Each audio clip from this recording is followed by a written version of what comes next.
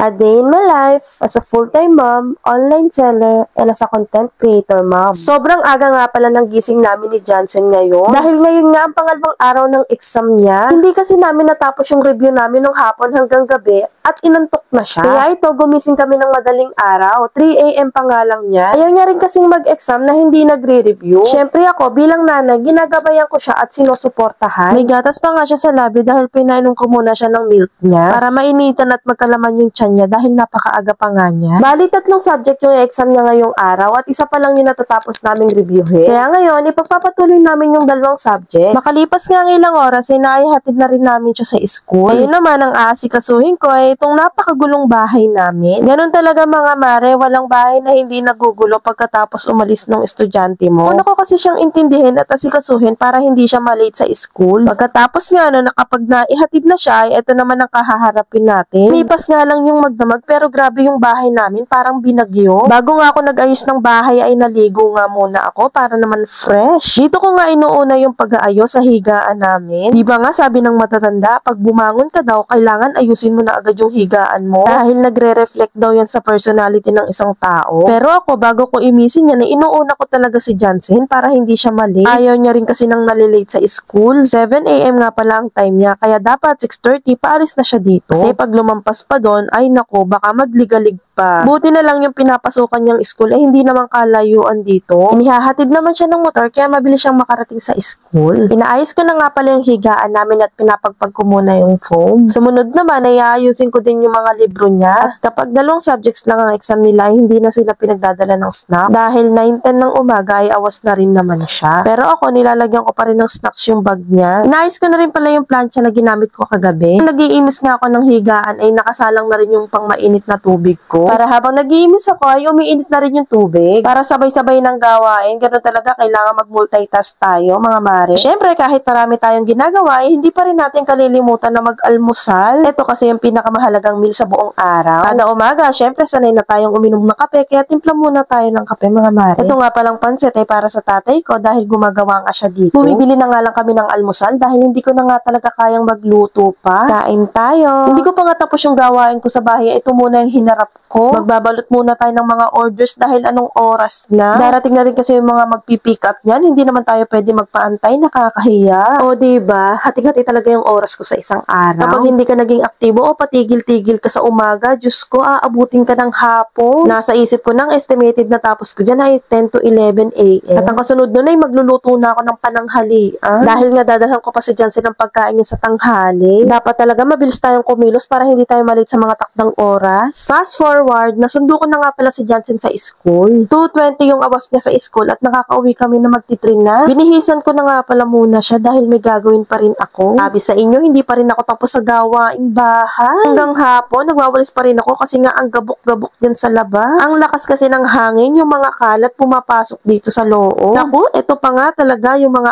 RTS namin. Kailangan ko tong i-encode ngayon dahil tambak na nga siya. Ito yung mga parcel na ino-order sa amin tapos hindi tinatanggap na mga buyer. Ewan ko ba naman itong mga buyer na to? O order, hindi naman pala tatanggapin. Kung wala pang perang pambayad, wag munang umorder. Ganito nga pala yung ginagawa ko. Ini-encode ko yung tracking number. Pagka-encode ko nga pala yan ay nilalagyan ko ng remarks na return. Kasi nga may mga courier na tumatawag sa amin at dinodouble check nila kung napabalik ba yung mga RTS namin. Pagka-encode ko, lalagyan ko siya ng encoded plus yung date. Color red nga palang ballpen yung ginagamit kong pang remarks para makita ko kaagad kung encoded na ba siya. Kahit humalo siya sa mga parating naming mga RTS ay maa-identify ko kaagad kung encoded na or hindi. Kailangan din kasi namin talagang i-monitor to dahil kung hindi, malulugi talaga kami. Ganun talaga sa online business, hindi maiiwasan yung mga buyer na o-order tapos hindi tatanggapin. Anticipated na nga namin yan kaya okay lang pero mabebenta pa rin naman namin yung mga item. Huwag ka lang talagang susuko. At ito naman, kinabukasan nga ay exam ulit ni Jansen. Bali, ito na yung last day ng exam niya. Kung nakikita niya, nagtuturuan ulit kami at inaantok na naman siya. Pagka nga examination week ni Jansen ay talagang puyat, pagod talaga. Kailangan kasi talaga siyang reviewin at ipaintindi sa kanya yung mga naging lesson niya. Kahit sa private siya nag-aaral, ay hindi naman 100%